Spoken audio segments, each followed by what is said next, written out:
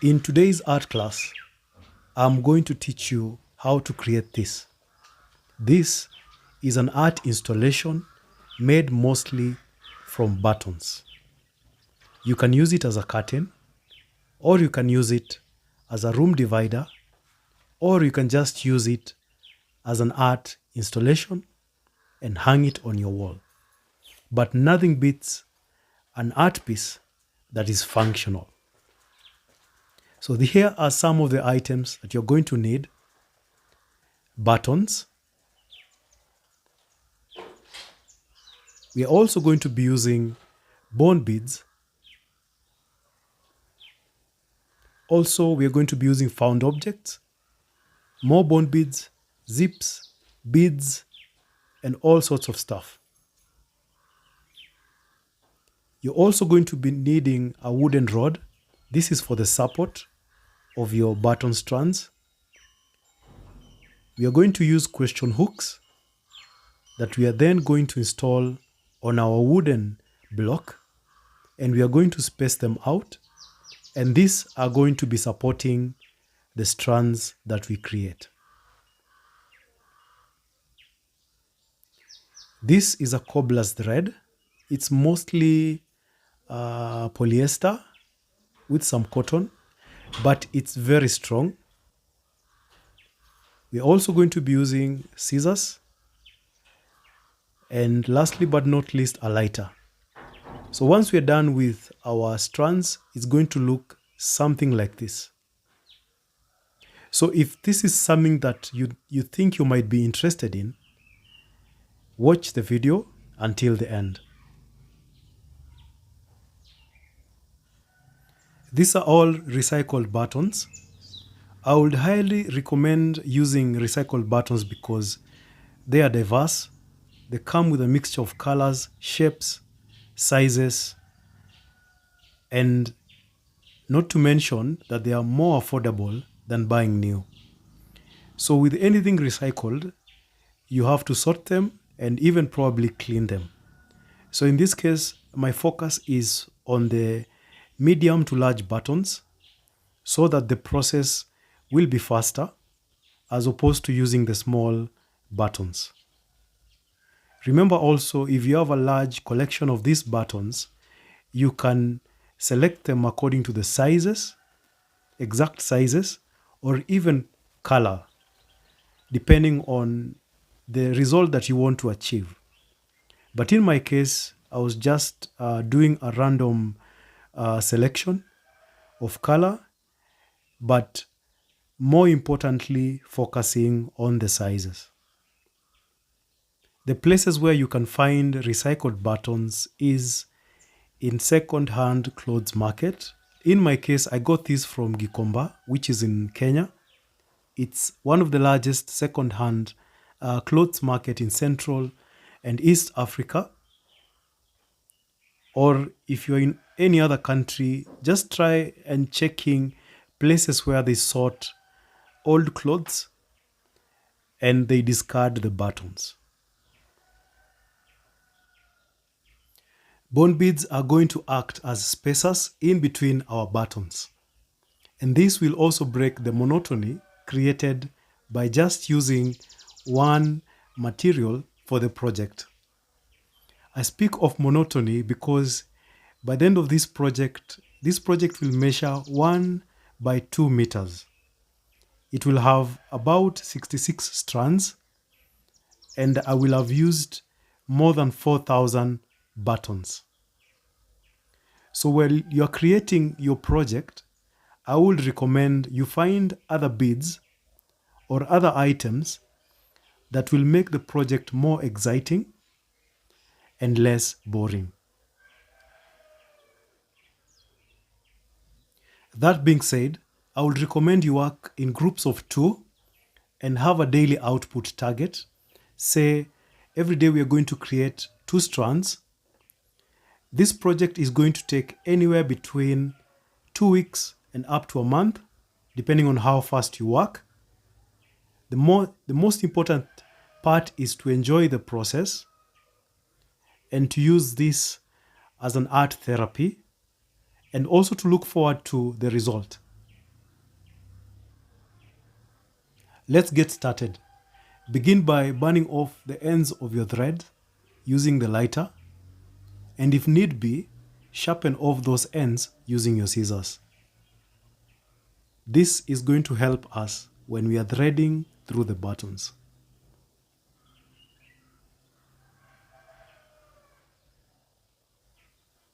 My thread is about 1 meter in length. You're going to bring both ends of your thread together so that you have a loop at one end and the other ends of the thread on the other side.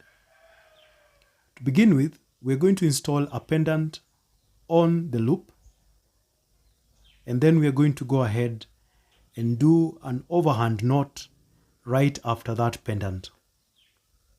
This is one of the simplest knots that we are going to be using repeatedly in this process. Remember to have the knot as tight to the pendant as possible. The next step will be stringing the first button. We have two types of buttons. One that has 2 holes and the other that has 4 holes. The one that has 2 holes, it will be easy because we'll only be using those 2 holes. The one that has 4 holes, we are going to be using the 2 holes that are right at the center of the button. I'm just going to show you those 2 buttons that are right at the center of that button, or the other 2.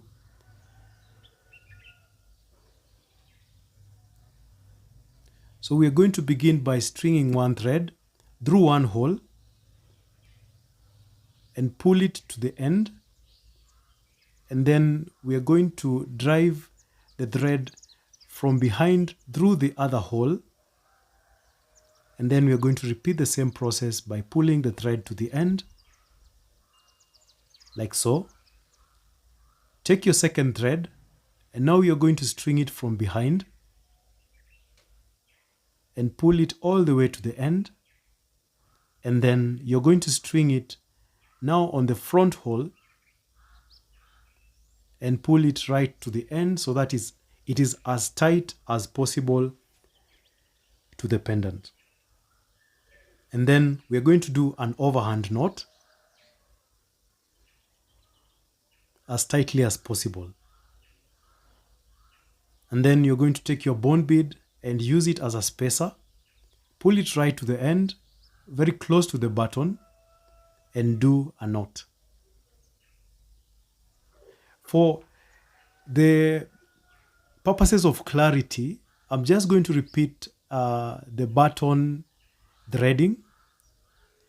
So we have a button that has 2 holes. We have another one that has 4 holes. In the 4 holes button, we are going to be using the 2 holes that are smack in the middle, those ones, or the other 2 buttons. As for this one, it's clear enough. It only has 2 holes. As for threading, you're first going to take the first thread and thread it through one hole, which in this case is the front hole, and through the back hole, and pull the thread all the way to the end, like so. And once you've done that, you're going to take the second thread. Now you're going to string it from behind through that hole, pull it all the way to the end, and then thread it through the other hole. So at the end of the day, if you put your button at a cross section, you sort of have an infinity lock.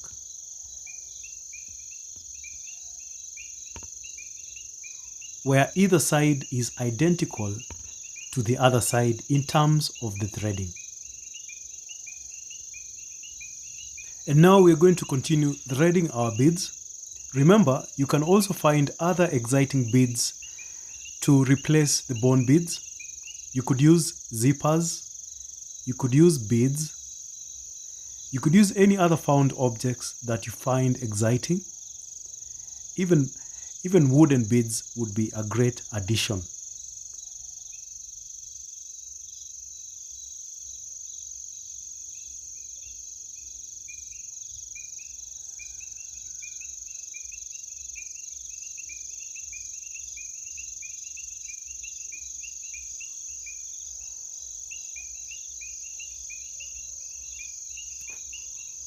You could also add small bells in your art installation just to create that extra sound effect.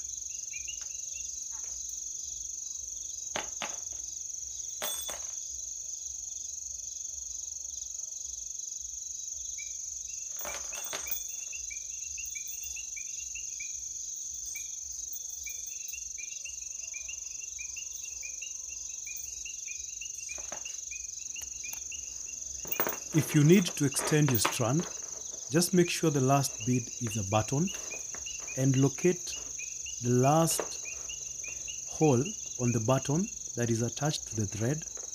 Create some space by pushing away that thread and stringing a new thread through that hole and pulling both ends of the new thread together so that you have a loop at the end of that link. And all that remains is to do an overhead knot on that button. Do it as tightly and snugly as possible. And there you have it. You've extended your strand and you can continue beading your bone beads and your button beads.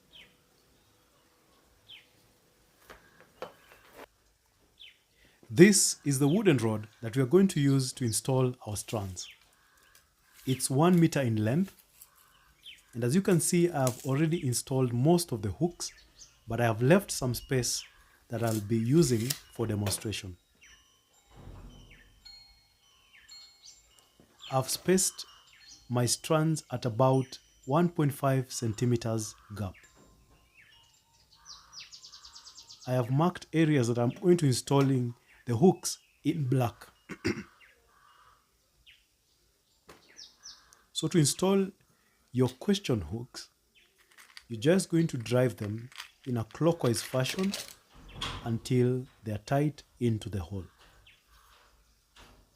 If you find difficulty in installing your question hooks on the wood, you're going to pick a small nail and a hammer, and you're just going to create a small pathway on the markings that you've created just to help you kickstart the driving of the hooks in the wood.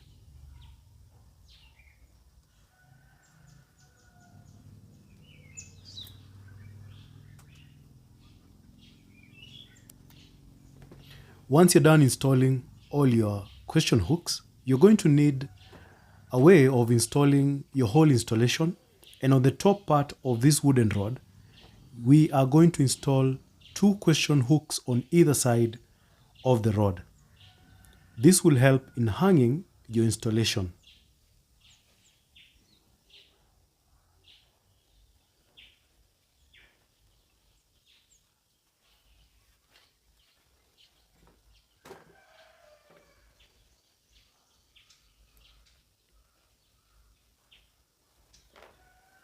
So here's how to finish off our strands so that it's easy to install onto the hooks.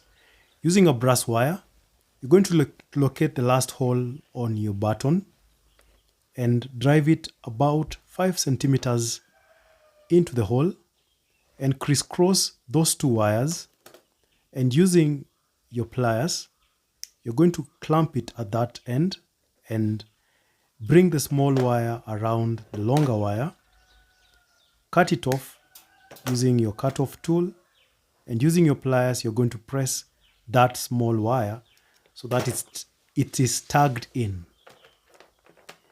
And I went ahead and added more beads just to lengthen my strand. This is not necessary if you've already achieved the right length of your strand. You can just go ahead and create a loop at the end of that brass wire. So after I added my beads, I went ahead and created a loop using my round nose pliers.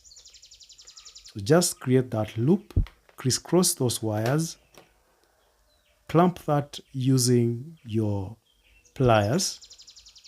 While holding it firmly, you're going to turn the wire around that loop.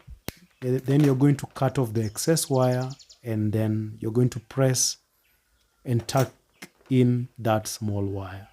And that's how you finish off your strand. Once you've finished off your strands, now what remains is to install your strands onto the hooks. You could install them randomly, but in my case, I had a pattern where I had that first layer of pearls, and then I did 4 strands of button strands, and then I did another layer of pearl beads. In this case, I did a red strand of pearl beads. Then I went ahead and did 4 more button strands, and that was the pattern that I went with.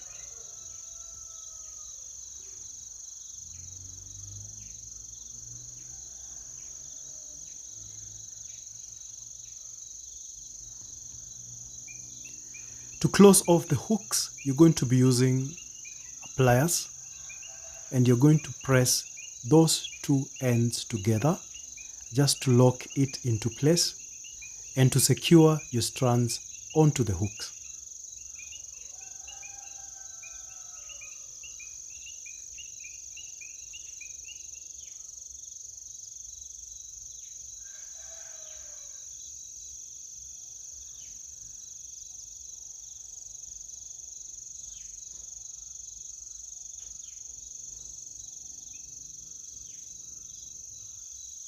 And there you have it. The project is done. 66 strands and more than 4,000 buttons used to make this project a reality. Here are some images of the final project.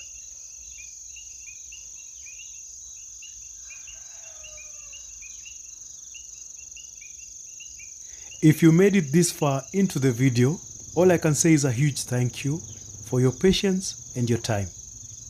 My hope is that you've learned something new today about creating a button installation.